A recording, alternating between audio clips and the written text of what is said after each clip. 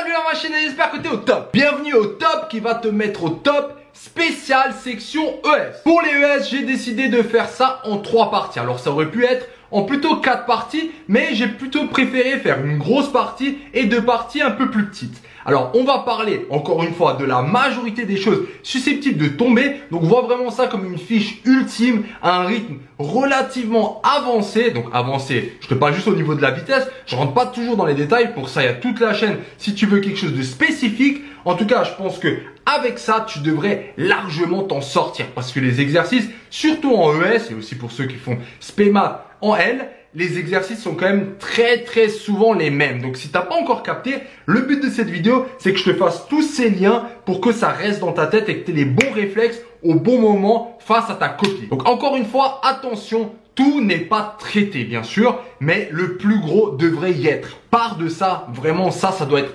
maîtrisé. Une fois que c'est le cas, tu peux toujours entrer en détail, faire un peu plus, approfondir à travers d'autres vidéos. On est bon, on est chaud, on commence par la première catégorie, la plus longue et peut-être même la plus dure, les fonctions. Allez, on est parti. Concernant les fonctions, alors j'aurais pu carrément découper ça en 2 parties, mais j'ai décidé de tout faire en un, comme ça on va garder cette cohérence. Alors, je sais pas si tu es au courant, mais souvent au bac ES ou ceux qui font SPEMAT en L, on a souvent un QCM. Et dans ce QCM, je trouve que ce QCM, il reprend justement tout ce qu'il faut savoir à peu près, je dis bien, donc pour les fonctions. Donc, commençons par la première question. Cette question, elle est extrêmement type. Alors là, on va parler de fonctions. Donc, ce qu'on voit ici, on a justement la représentation d'une fonction avec une tangente. Une tangente en ce point ici. Et là, bon, on a un autre truc. Et qu'est-ce qu'on nous demande? La représentation graphique F par la tangente respective d'abscisse moins 3, 0. Donc là, on a quelque part, là, apparemment, c'est moins 3, on a l'abscisse. Et la première question, c'est la dérivée. Donc on nous demande déjà quel est le lien entre tangente, courbe, représentation graphique et dérivée. Et c'est exactement la première chose à savoir faire. Donc il faut déjà comprendre le lien. D'accord? Entre tangente et courbe. Et regarde juste la question d'après, c'est on te donne la fonction g de x est égal blablabla et on te demande de calculer justement sa dérivée. Donc première partie à savoir, et d'ailleurs c'est le cas pour toute étude de fonction, tu dois connaître le lien entre tangente et dérivée. Alors ce que je dis tout le temps, c'est que la tangente, c'est quoi? C'est une droite. Donc une tangente, c'est de la forme ax plus b. Donc je te le mets, c'est ax plus b. Donc tu vois très bien que ça, c'est pas une dérivée. Non. Par contre, une droite ax plus b, c'est quelque chose qui est soit comme ça, soit comme ça. Tu es d'accord? La droite soit regarde vers le haut, soit vers le bas. Ce qui va dépendre, ça va être le coefficient directeur. S'il est positif, je regarde vers le haut. S'il est négatif, je regarde vers le bas. Donc, ce qui va se passer, c'est quoi? C'est que là, on a une tangente négative. Donc, on va avoir un coefficient directeur qui va être négatif. Et ce coefficient directeur, justement, c'est quoi? Ce coefficient directeur, ça représente justement la dérivée. Donc, f' de moins 3, c'est le coefficient directeur. Donc là, tu vois, clairement, ça va être un truc négatif. Tu décales de 1, tu descends de 1. Donc, on a un coefficient directeur de moins 3 en moins 3 qui est égal à moins 1. Donc, première chose à savoir, lien entre tangente et dérivée. C'est le coefficient directeur de la tangente. Ensuite, ça nous mène à la deuxième question type, c'est calculer une dérivée, justement. Calculer une dérivée. Donc, si tu as une fonction du style x plus 1 fois ln de x, alors très important, c'est que tu te demandes tout d'abord quelle est la forme de la dérivée. Donc, j'ai fait une étape avec les étapes de dérivée. Il y a une petite vidéo qui est faite là-dessus. Mais tu dois te demander, quelle est l'opération? Donc là, tu vois bien que tu as une multiplication u fois v. Et là, il y a des x, là, il y a des x. Donc, c'est bien u fois v. 2, les formules. Donc, la formule, surtout, c'est u fois v. uv, c'est u' v plus uv'. Première à connaître. Donc, ça, c'est la multiplication. Tu vois, la multiplication, quand tu la tournes, tu as un plus. Et la deuxième, c'est la division. Donc, c'est u sur v. Tu vois, la division, il y a un trait là. C'est le moins u'v moins uv' sur v au carré. Une fois que ça, c'est fait, la formule, tu dis u égale à quoi? Donc là, on a u, là, on a v. Tu dérives ça, tu appliques la formule et c'est fini. Pourquoi? Question maintenant, on dérive pour connaître. Donc là, c'est clair, on demande la dérivée, très bien. Mais quelle est l'étape d'après? L'étape d'après, c'est d'en déduire un tableau de variation. Parce qu'une fois que tu connais la dérivée, c'est le fameux tableau.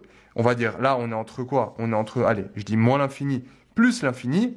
Une fois que je sais le signe de ma dérivée, donc là, on voit bien que ça va être négatif puis positif. Alors, tu vas voir pourquoi. Donc, f', si tu as le signe, donc là, tu vois bien qu'en 0, il y a changement de variation. Oui, parce que ce qui va se passer, c'est que la dérivée va s'annuler ici. Donc, on va avoir une tangente, tu vois, là, le coefficient, il est nul. Il ne bouge pas, ni vers le bas, ni vers le haut. Donc, ça veut dire que là, j'ai tout le temps un coefficient directeur négatif. Donc, la dérivée va être tout le temps négative, puis elle va être positive. Positive. D'accord? Ça, c'est important. Et avec le signe, tu peux justement sortir f, mais les variations.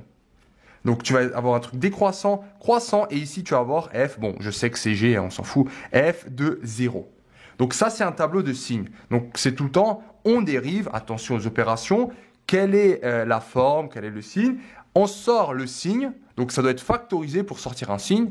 Donc, ça, c'est le signe d'une expression factorisée, a fois b ou u divisé par v, peu importe. Hein. Et après, on sort les variations de f. Ça marche pour toi? Ok, nickel. Alors, question d'après, qu'est-ce qui peut venir? Il y en a plusieurs, mais on va une fois regarder le QCM, ce qu'il donne. Donc, cette fois-ci, on a cette courbe et on nous demande une interprétation avec les intégrales. Alors oui, il y a aussi un lien entre intégrale, dérivée et primitive. Alors, la première formule à connaître juste au niveau des intégrales, d'accord? Donc, l'intégrale entre a et b de f de x dx, ça, c'est juste une formule que je te balance là. C'est la primitive en la bande supérieure moins la primitive en la bande inférieure. Ça, c'est déjà important à savoir. Hein. Avec la primitive, justement, c'est l'inverse de la dérivée. Donc, ça veut dire que si tu dérives une primitive, tu retombes sur la fonction f. Voilà. Donc, ça, c'est la formule à connaître. Et là, quand on te demande, surtout quand tu as un dessin, une intégrale, ce que tu dois surtout savoir que ça représente une aire. Une aire de quoi? Regarde là, tu as la borne a, b et la courbe f. Donc là, qu'est-ce qu'on a comme intégrale? Clairement, on voit que c'est tout le temps la borne 0,5. Donc 0 le voilà, 5 le voilà. Donc on va tracer deux traits. 0,5. Et ça va être toute cette aire. Tout ça. Alors comment on fait? Le résultat, c'est en unité d'aire. Donc voilà, une unité d'aire. C'est un carreau 1 fois 1. Donc tu comptes les carreaux. 1, 2, 3, 4, 5, 6, 7, 8, 9, 10, 11, 12, 13, 14, 15, 16, 17, 18, 19, 20, 21. Là, j'ai compté les carreaux 21, les carreaux pleins. Donc tu vois bien la borne inférieure à 20. Et si maintenant je compte les semi-carreaux, j'en ai encore 1, 2, 3, 4, 5, 6, 7, 8, 9. Bref, j'en ai 10. 10 en plus, donc 20, 30. Donc on voit bien que l'intégrale est bien entre 20 et 30. Donc là, l'interprétation au niveau de l'intégrale, c'est très important. C'est vrai que une fois que tu as les dérivés, une fois que c'est dérivé, tu dois aussi connaître tes formules d'intégration pour éventuellement calculer des primitives, pas sur un dessin avec une approximation, mais bien avec des formules. D'accord? Alors, vu que là, on est dans les dérivés, dans les primitives, j'aimerais juste te rendre attentif sur une forme que tu auras, c'est sûr. Hein. Parce que soit tu vas étudier des fonctions un peu niveau terminal qui sont le ln ou l'exponentielle, c'est les deux types de fonctions que tu vas étudier. Donc, tu dois impérativement connaître comment dériver ln. Donc, par exemple, la dérivée de ln, c'est 1 sur x. Après, bien sûr, tu as toutes les dérivées x au carré, tu vois, la dérivée de ax à la puissance n, c'est n ax à la puissance n moins 1. Ça, c'est les polynômes, hein, par exemple. 3x au carré, c'est bien 3 fois 2. Tu vois, le 2, il descend. Et après, quand il descend, t'en perds 1. Donc, x, 2 moins 1, ça fait quoi? Pardon, je vais mettre les x comme ça. 2 moins 1, ça fait 1. Donc, ça fait bien 6x. Donc, il y a ces formules, on va dire, basiques. Et il y a le ln, faut pas l'oublier. Et la formule peut-être la plus complexe que toi, tu vas avoir, ça va être du exponentiel. Mais pas de x. Parce que je sais que exponentiel de x, la dérivée, c'est x. C'est exponentiel de x. Mais c'est pas vraiment ça. Mais c'est exponentiel d'une fonction. Par exemple, de x carré moins 2. Ça, c'est la forme.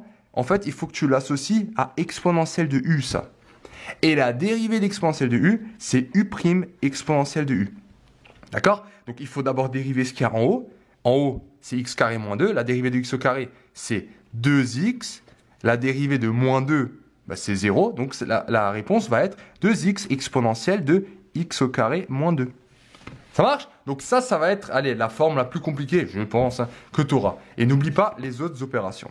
Donc voilà pour la dérivée, voilà pour les primitives. La primitive, c'est dans l'autre sens. Hein, entraîne-toi avec des exercices. Les primitives, tu peux aussi avoir, très important, c'est l'aire entre deux courbes. Par exemple, regarde, là, si tu as une fonction, allez, on va dire ça, c'est x au carré. Et si maintenant, je te prends une autre fonction qui est comme ça. D'accord? Et je te demande, quelle est cette aire? Alors, c'est un exercice un tout petit peu plus dur, hein, je te le dis direct, mais juste que tu aies un peu une idée, cette aire hachurée, c'est quoi? C'est l'intégrale entre, allez, ça c'est 0, et ça c'est un point que je vais noter xi. Donc ça va être égal à quoi? Cette aire hachurée, c'est quoi? C'est du vert clair ça. Donc capte que cette aire, c'est égal à l'aire en dessous de la courbe, de la droite, c'est à peu près ça, tu es d'accord avec moi? Ça c'est l'aire en dessous de la droite, et l'aire en dessous de la courbe, c'est celle-là, en dessous du x au carré. Donc, ce que tu vas exactement faire, c'est écrire ça. C'est que c'est l'aire sous la courbe, on va dire, y est égal à, allez, x sur 2 plus 2, hein, j'invente. Donc, ça va être l'aire, donc ça va être celle-là, donc x sur 2 plus 2, cette aire, entre 0 et xi, moins l'aire, celle-ci, entre 0 et xi, de x au carré. On n'oublie pas hein, dx, dx. Mais en tout cas, voilà, ce que tu dois juste capter, que c'est que là, tu vas faire une soustraction de deux aires et ça va te donner l'aire hachurée en vert clair. On est bon? Donc, voilà au niveau des primitives ce qu'il faut comprendre. Alors, pour l'analyse de fonctions, par contre, on n'a pas tout à fait fini.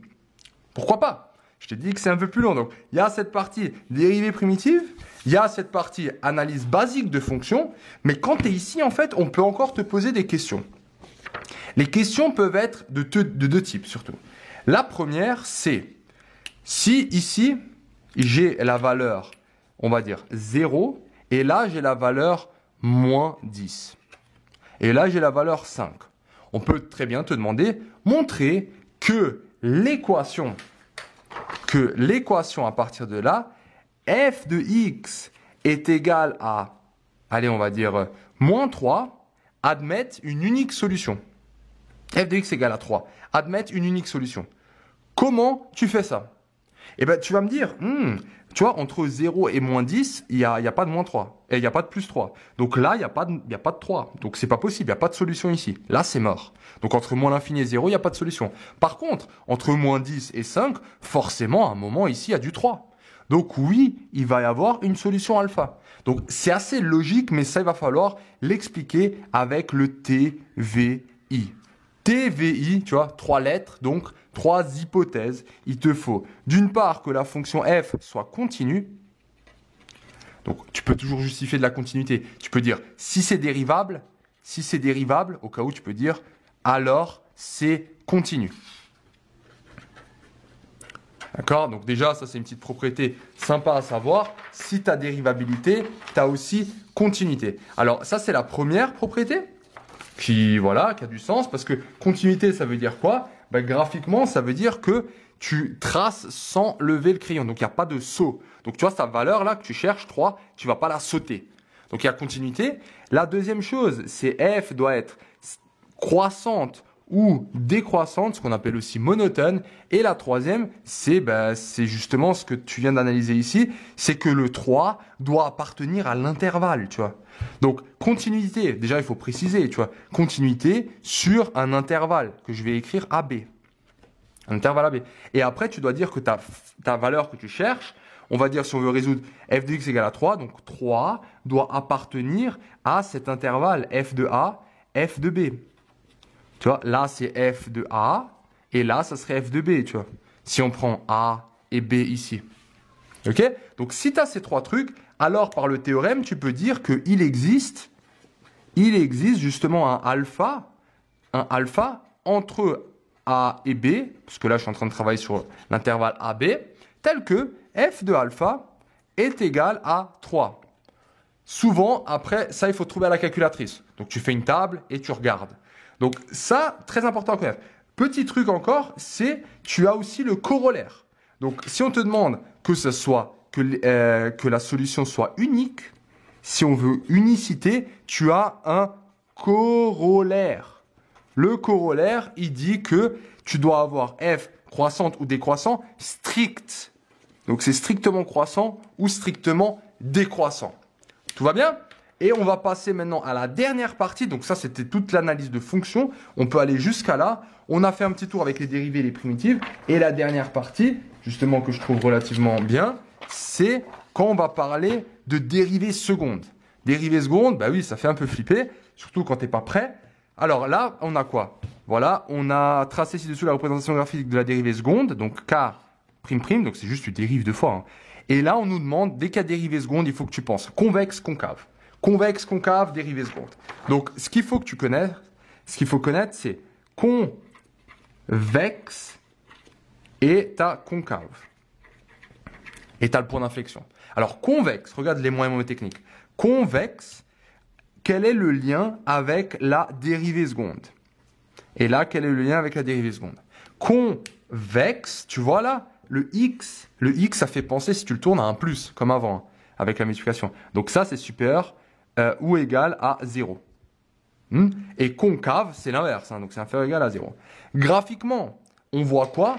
Convexe, tu vois, le V, ça va te montrer, donc ça va te donner quelque chose comme un V. Et le cave comme un A. Tu peux aussi voir ça comme une cave.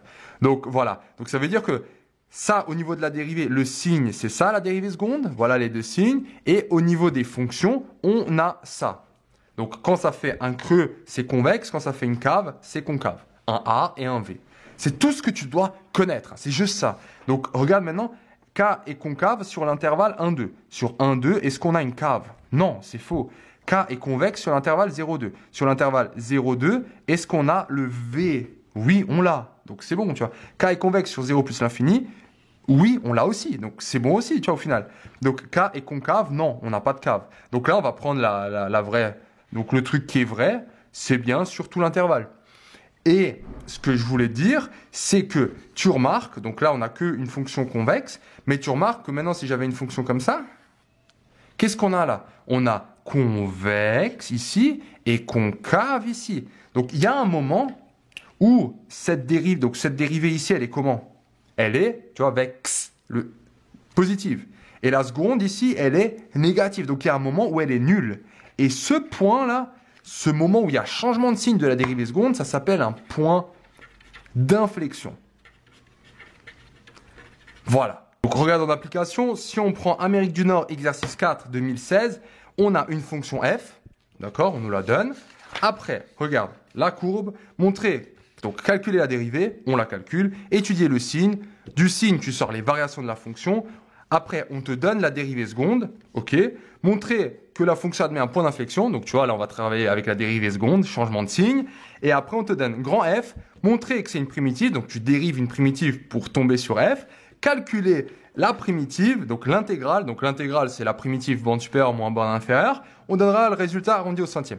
Voilà, c'est fini. Et après, souvent, ce que tu peux avoir, c'est appliquer cette première partie justement à une application économique. Donc voilà, donc après, il suffit de lire et tu vas commencer à faire le lien justement entre le chiffre d'affaires, par exemple, et la quantité de produits produites. Tu vois, donc là, on a le prix qui est modélisé par une fonction f.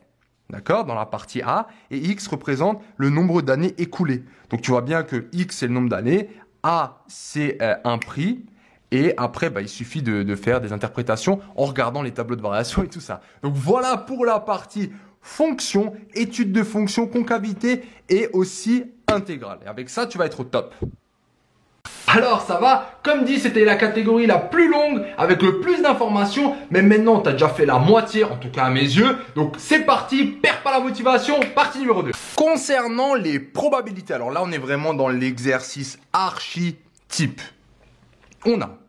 Ça dépend de l'ordre, mais de manière générale, on va commencer avec un arbre. Donc voilà, donc tu vois, j'ai même pas besoin de lire, mais ce que tu vas avoir, clairement, c'est quelque chose du style.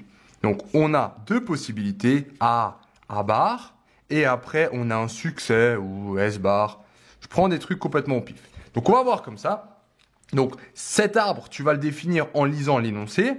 Ce qu'il faudra comprendre, c'est que si là, tu as une probabilité de 0,2, forcément là, tu as le complémentaire. Donc, tu as 0,8 parce que la somme doit être égale à 1.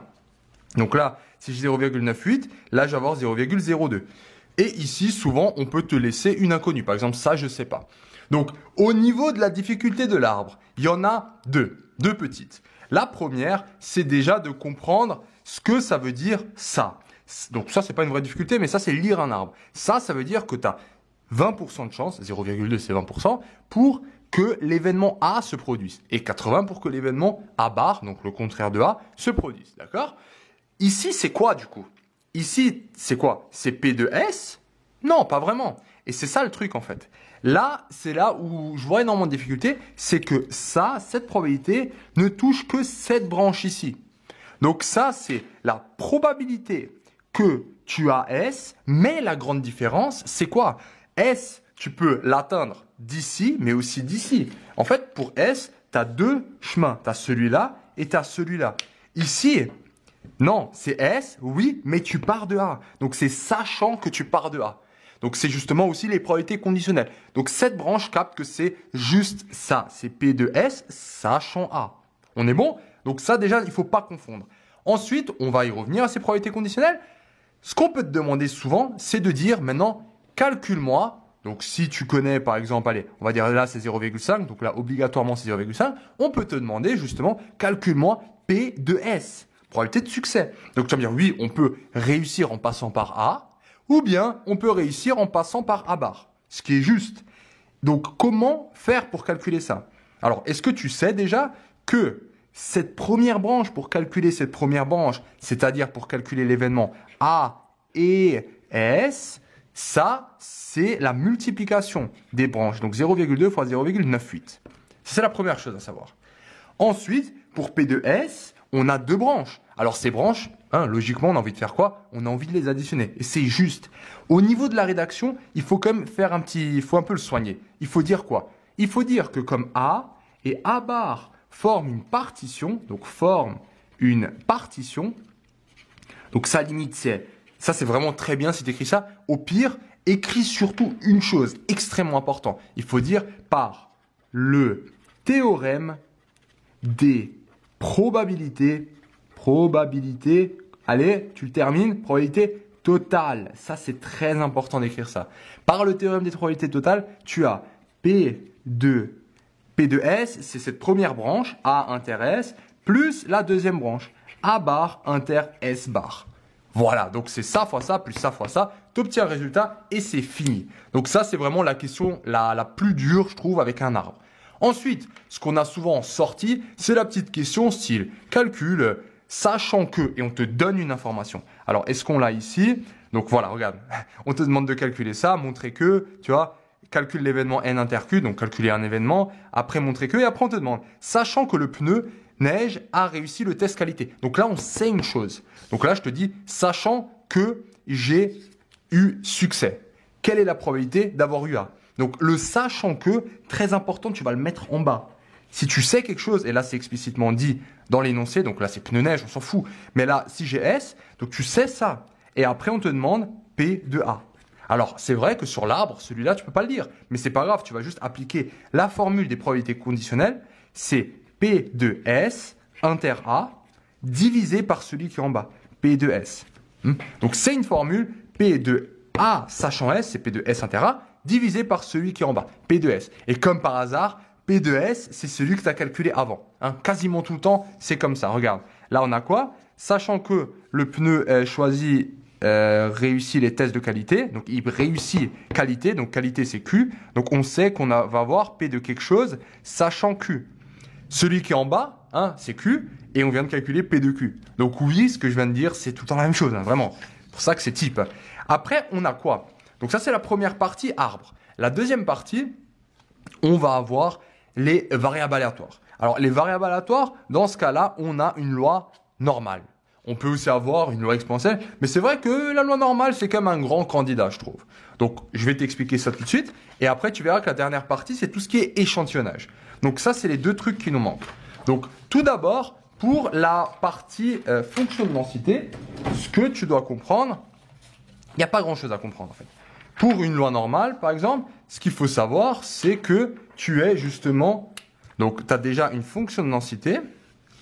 Ça, c'est, tu as tout le temps x qui suit, dans ce cas-là, une normale. Mu, c'est l'espérance. Sigma au carré, sigma, c'est l'écart type. Sigma au carré, c'est la variance. Donc, mu sigma carré, voilà la fonction de densité. Et on sait qu'elle est centrée en mu, en l'espérance. Hein? Donc, si on te demande maintenant, donc, première chose très importante, l'air sous cette courbe est égal à combien? En fait, l'air égale à 1. Pourquoi? Parce que maintenant, ce que tu dois vraiment comprendre, c'est que la probabilité, tu peux calculer des probabilités avec cette fonction. Et tu peux te dire, mais comment je calcule des probabilités? Parce que tu dois te dire, c'est qu'il y a le x, il se balade ici en bas. Là, il y a du x. Et ce que tu cherches, c'est la probabilité de x quand il est, par exemple, entre l'intervalle A et l'intervalle B. Donc l'intervalle A et l'intervalle B, ben, il suffit de le mettre ici. X, il est là. Par exemple, A, ça peut très bien être ici, A, et B, il peut être ici, B. Donc cette probabilité, c'est quoi? Graphiquement, c'est une aire déjà. Ça, c'est important de comprendre que ça représente une aire. Donc l'aire maximale, elle est de 1, parce qu'une probabilité, hein, on peut pas en dessous de 1. Et rappelle-toi maintenant des fonctions, hein, le top là. Dans les fonctions, une R, c'est quoi? C'est une intégrale. Et là, tu vois bien que je suis entre A et B de la fonction f. F de x dx. Donc oui, ça c'est la formule à connaître. Et c'est vrai, ça, quelle que soit la loi. Que ce soit une loi normale. Alors oui, comment tu vas faire pour la loi normale? Tu vas le faire à la calculatrice. On est d'accord. Donc ça, tu fais à la calculatrice. À la calculatrice. Et pour la loi exponentielle, la loi binomiale, donc tout ça, tu peux aussi faire à la calculatrice. Donc au niveau de la calculatrice, ce qu'il faut justement comprendre, c'est d'une part, on peut calculer une R. Hein, donc ça, c'est une R. Donc cette R, tu vas rentrer les paramètres, la borne inférieure, la borne supérieure, et mu et sigma. Et ça va te donner un résultat entre 0 et 1. Par contre, il y a un deuxième type d'exercice qu'on peut avoir. Donc là, on voit déjà, on te donne, tu vois, quelle est la probabilité qu'un pneu classique ait une durée de vie inférieure à 25 km. Donc là, on voit bien que x, ça va être la durée de vie. Donc on veut que x soit inférieur à 25 km. Première chose. Donc, ça, la calculatrice, là, tu vas me dire, ok, mais c'est quoi la borne inférieure? La borne inférieure, regarde, là, mu, l'écart type, il est ici, il est de 30. Et nous, on veut la probabilité que ce soit inférieur à 25. Donc, ce qu'on cherche, c'est cette partie-là. Donc, maintenant, joue un peu, c'est des Lego. Si tout ça, l'air total, elle est de 1. La moitié, l'air, elle est égale à combien? Ben, elle est égale à 0,5, on est d'accord. Donc, cette partie violette, c'est égal à quoi? C'est égal à 0,5 moins la partie blanche, là, un peu hachurée. Donc, moins l'intégrale entre... Donc, allez, je le mets en probabilité, moins la probabilité que x soit entre combien? Entre 25 et 30. Donc, capte un peu ce délire. Ça, c'est un petit passement de jambes. Comme ça, tu as bien les bornes inférieures, bornes supérieures. On est bon? Et le dernier truc vraiment à capter, c'est que maintenant, tu peux avoir une fonction, donc encore une fois normale. Elle est centrée en mu, pas de souci. Et maintenant, je te fais la chose suivante. Je te le dis, tu vois, que cette R ici, cette R est égale à 0,4. Je te le dis. Et tu sais que c'est une normale, x suit une normale, on va dire, allez, 0,1. Comment tu fais pour me trouver cette valeur là en bas? Donc là, le problème, il est inversé. Tu as probabilité de x inférieur ou égal à je ne sais pas quoi, que je vais noter maintenant t. Mais je connais la probabilité, je sais que ça c'est égal à 0,4. Donc tu vois que maintenant on ne cherche pas la probabilité, mais on cherche une valeur pour x là. Et ça, à la calculatrice, tu vas rentrer, donc de manière générale, Casio-TI, c'est inverse normal. Pour vérifier si tu as utilisé la bonne formule, il suffit que tu te demandes, tiens, est-ce que je vais obtenir une valeur, tu vois, là on parle de quoi? Je ne sais même plus de quoi on parle, mais là on parle de kilomètres. Donc on va parler de kilomètres, donc tu vas avoir une valeur là autour de 30 km. Par contre, une probabilité, ça sera tout le temps entre 0 et 1. Donc c'est aussi une manière pour vérifier. Mais sinon, c'est inverse normal. Et là, c'est la normale tout de suite. C'est frac normal, il me semble. On est bon? Donc voilà, ça c'est au niveau des probabilités avec tout ce qui est fonction de densité. Et le dernier truc que tu dois savoir, hein, là j'ai traité la loi normale, mais il y a aussi d'autres lois. À savoir la loi exponentielle. La loi exponentielle, la loi exponentielle, il faut savoir la fonction de densité f de x est égal à lambda exponentielle de moins lambda x, avec lambda justement le paramètre de exponentielle de lambda, c'est la loi exponentielle. Donc ça, c'est f de x. Et l'espérance, qu'on appelle la moyenne, c'est 1 sur lambda. Connais ces formules. L'espérance, juste au cas où on peut te la donner, c'est la moyenne. Ça veut dire que si on répète ça une infinité de fois, tu vas tendre vers ça. Ça, c'est l'espérance. Donc ça, c'est pour la loi exponentielle. Et la plus simple, c'est la loi uniforme. Uniforme, tu as f de x. Donc on dit que c'est une uniforme et il faut donner un intervalle. Donc là, c'est l'intervalle AB. Donc f de x est égal à 1 sur b moins a. Et l'espérance de x, c'est a plus b sur 2. Ouais. Donc là, l'uniforme, juste au cas où, ça ressemble à quelque chose qui est constant. Donc tu vas être constant sur l'intervalle a, b, et après, tu es nul. Voilà. Donc, encore une fois, bon, il y a des vidéos qui sont faites là-dessus. Je ne vais pas le détailler, mais c'est juste une autre fonction de densité. Au niveau des aires, c'est exactement la même chose. Et on va passer au dernier truc que tu dois savoir, c'est justement tout ce qui est intervalle de fluctuation. Donc, tu vas avoir deux choses, soit l'intervalle de confiance, soit l'intervalle asymptotique à 95%. Donc, ça donne quoi? Tout ça, ça veut dire que l'intervalle de confiance, c'est f moins 1 sur racine de n, f plus 1 sur racine de n. Et l'intervalle de fluctuation n, c'est, je te mets les formules, hein, t'inquiète pas, après on va y venir, p moins p1 moins p, le tout sur n à la racine, p plus p1 moins p sur n, le tout à la racine. On a ça. La grande question, c'est quand est-ce qu'on utilise un intervalle de confiance et quand est-ce qu'on utilise un intervalle de fluctuation asymptotique. Les deux sont à 95%. Le moyen technique, c'est on ne fait pas confiance à un inconnu. À un inconnu. Qu'est-ce que ça veut dire, ça, confiance à un inconnu? Tu vois, intervalle de confiance, c'est quand c'est inconnu. Mais quoi est inconnu? Justement, pour faire ça, il nous faut deux choses. Il nous faut, d'une part, n, c'est l'échantillon, hein, et on a, des fois oui, des fois non, p, une probabilité qu'on veut tester. Donc, si p, on ne connaît pas, tu vois, si p est inconnu, c'est un intervalle de confiance. Si p est connu, on fait un intervalle de fluctuation. Donc, voilà les deux choses à savoir. Alors, très rapidement, pour faire ça, il y a quelques conditions qui doivent être vérifiées. Notamment, n doit être supérieur ou égal à 30, n fois p supérieur ou égal à 5, et n fois 1 moins p supérieur ou égal à 5. Et là, c'est pareil, sauf que p, tu connais pas, donc ça va être f. F, c'est quoi de manière générale?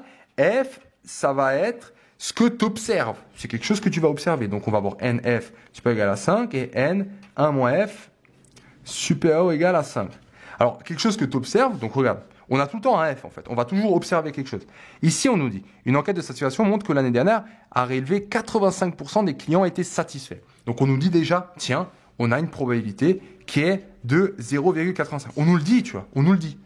Donc, d'entrée, on connaît P. Après, qu'est-ce qu'on dit? Ce dernier se fait vérifier si le niveau de satisfaction cette année a été le même. Donc, en gros, on va checker est-ce que c'est le même à 95% voilà, de confiance. Pour cela, il décide d'interroger un échantillon. Donc, tu vois déjà l'échantillon. N égale à 900. Celui-là, on l'a toujours.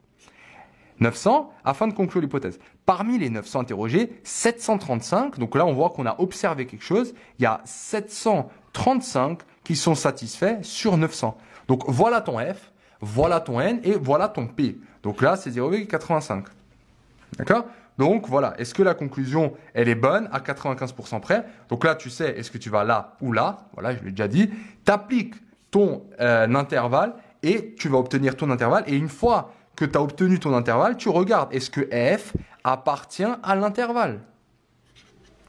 Si oui, ça veut dire que tu vas dans le sens de la conclusion. Donc la conclusion, ça va être justement... Oui, ils sont satisfaits, tu vois, donc 735 sont satisfaits, donc oui, on peut dire qu'ils sont satisfaits. Sinon, bah, c'est mort, tu vois, tu rejettes à 95% de chance. Donc voilà ce qu'il faut savoir au niveau des probabilités arbres, fonction conditionnelle, donc probabilité conditionnelle, fonction de densité et échantillon et fluctuation. Ça y est, t'es au bout, il te reste la dernière partie. explose-la en mode machine, c'est parti. Concernant les suites et les algorithmes, exercice numéro 2, métropole, la réunion. Voilà un exercice mais vraiment archétype, hein. Avec les suites, allez, si ça tombe, c'est ça, un truc dans le genre. En tout cas, c'est une variante. Qu'est-ce qu'on a? Donc celui-là, pour le coup, il va falloir le lire un petit peu. Ça touche les suites arithmético-géométriques. Une longueur de voiture dispose au 1er mars d'un total. Donc on nous donne déjà une valeur initiale. Donc je vais déjà te le mettre ensuite un peu. Donc valeur initiale, c'est 10 000. 1, 2, 3. Pour l'Europe, afin d'obtenir son parc, il décide de revendre le 1er mars de chaque année 25%. Donc il y a 25% de vente. D'accord? Et d'acheter 30 000. 3 000. Donc on a plus 3 000. Donc ça, c'est les ventes. Donc ça part. Et ça rentre. Ok? Après, on modélise justement tout ça avec une suite. La suite, ça va être d'une part UN, le nombre de voitures. Et donc UN, c'est le nombre de voitures. Et on va avoir N, l'année. Alors, le petit truc déjà, c'est que N, si N égale à 0, l'année, c'est justement 2015 plus N. Ça veut dire que si N égale à 0, j'ai l'année 2015. Hein? Déjà, premier truc à capter. Ensuite, on nous dit que U0 est égal à 10 000. Oui, donc à l'année 0, c'est-à-dire en 2015, j'ai bien 10 000. Donc déjà, tout est cohérent. Maintenant, la première étape, c'est d'expliquer, donc même pas de regarder la question, mais comment tu fais pour trouver l'année d'après en fonction de l'année d'avant. Tu vois, UN plus 1, c'est l'année N plus 1.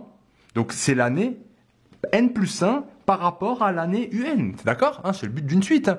Donc, une suite, on a 1, 2, 3, 4, 5, U1, U2, U3, U4, U5. Et au bout d'un moment, on a U5, UN, UN plus 1, ta. Si tu galères un peu avec les suites, moi, j'aime bien voir ça comme un livre. Voilà, un livre. Hein. Voilà, si tu te rappelles ce que c'est. Donc, un livre, ça a quoi? Ça a des pages. Et donc là, on va avoir les N et ça a UN. C'est ce qui aura marqué sur la page. Donc, quand tu ouvres un livre, tu es à la page 1. Donc, tu vas avoir ton livre. Donc, ça sera, on va dire ici, ça c'est la page 1. Donc, la page, attention, elle est là. Et là, tu vas avoir U1. U1, tu peux avoir 47 par exemple. Il y a pas de règle. Par contre, la seule règle, c'est au niveau des pages. Après la page 1, il y a la page 2. Exactement. Donc, la page 2, tu peux avoir U2. Un autre chiffre. Donc, tu tournes, tu trouves la page 3, 4, 5, et au bout d'un moment, tu vas tomber sur la page N. Donc, la page avant N, c'est UN moins 1. Et la page après, si tu veux, c'est UN plus 1. Donc, oublie pas la numérotation des pages, et ce qui a marqué sur la page, c'est la suite. Donc, ça, c'est juste un peu pour, tu captes un peu cette idée de suite. Alors, tu vois, maintenant, avec cet énoncé, si lui, c'est le nombre de voitures. Donc, on a vu qu'il vend 25% des voitures. Donc, par rapport à l'année précédente. Donc, l'année précédente, c'est UN. Il y a combien de voitures qui sont encore là? Est-ce que c'est 100% des voitures? Non, c'est plus que 100 moins 25. 75%. 0,75 des voitures qui sont encore là. Mais par contre, attention, le papa, il achète aussi 3000 voitures. Donc, il faut ajouter plus 3000. Voilà. Donc, c'est comme ça que tu vas tout le temps expliquer la naissance de la suite arithmético. Arithmético, c'est arithmétique, ça c'est une suite arithmétique, et géométrique, ça c'est une suite géométrique. Donc la suite arithmético-géométrique, tu vas toujours tout le temps l'expliquer comme ça. Donc une fois que ça c'est expliqué, ce sera tout le temps la même chose. Hein. Donc soit on te le donne en pourcentage, soit on te le met en français, toi tu dois l'interpréter comme ça. Une fois que ça c'est fait, on va te donner une suite. Donc là dans notre cas, on a Vn est égal à Un moins 12 000. Alors ça maintenant c'est la question la plus dure. Hein.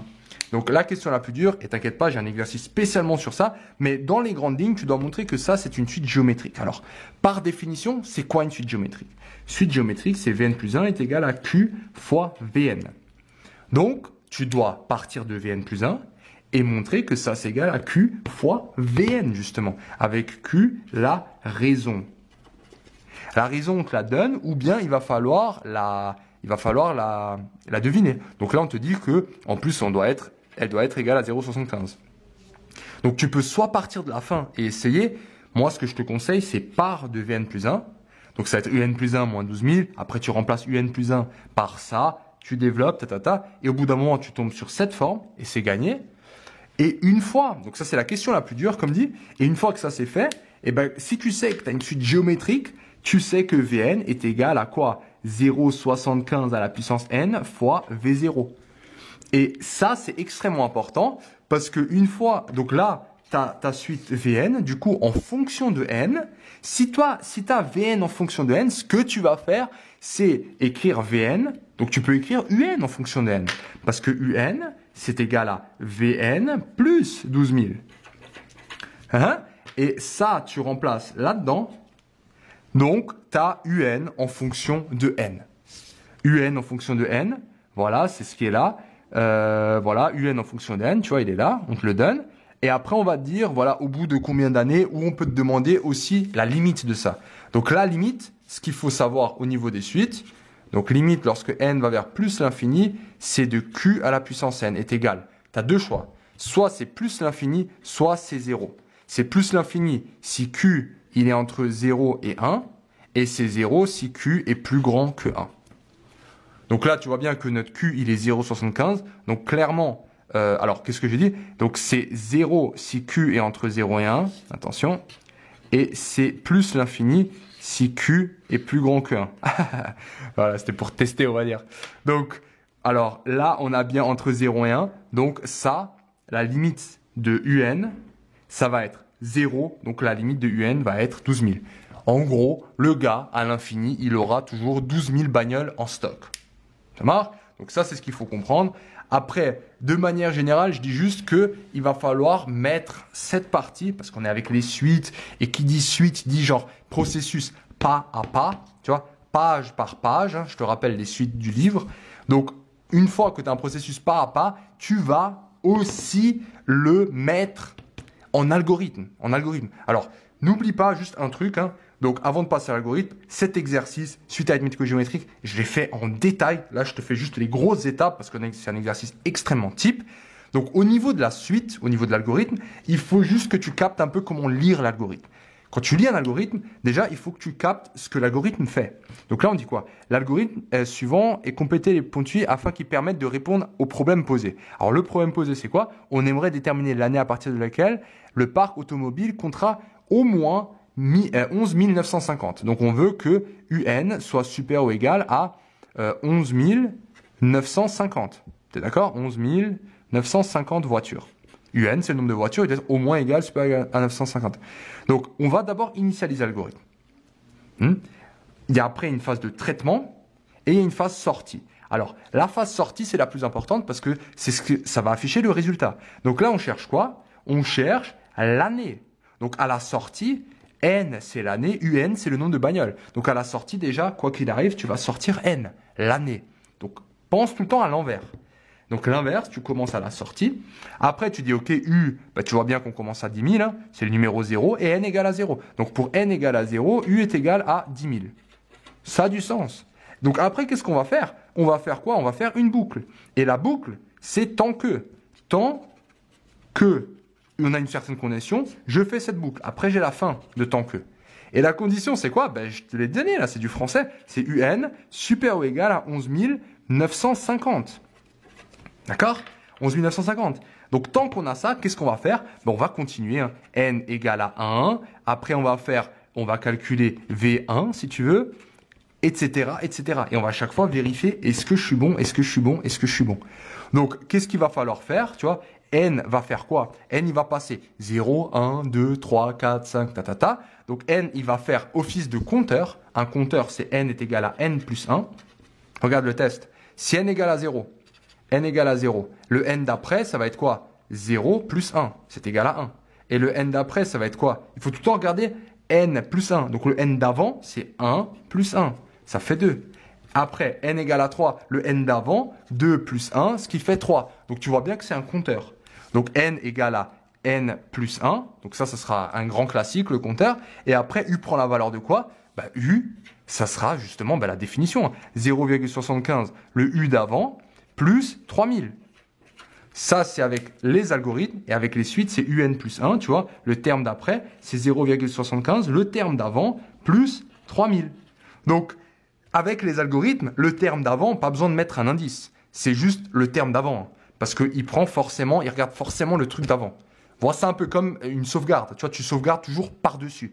Quand tu as un fichier Word, tu es en train de faire un texte, si tu écris ça, tu sauvegardes. Si tu écris ça, tu sauvegardes, tu vas sauvegarder par-dessus. Et si tu écris ça, tu sauvegardes. En fait, tu vas à chaque fois sauvegarder par-dessus. Donc, la dernière fois, c'est ta dernière sauvegarde. On est bon? Donc, voilà pour les suites algorithmes pour être en mode machine. Fou!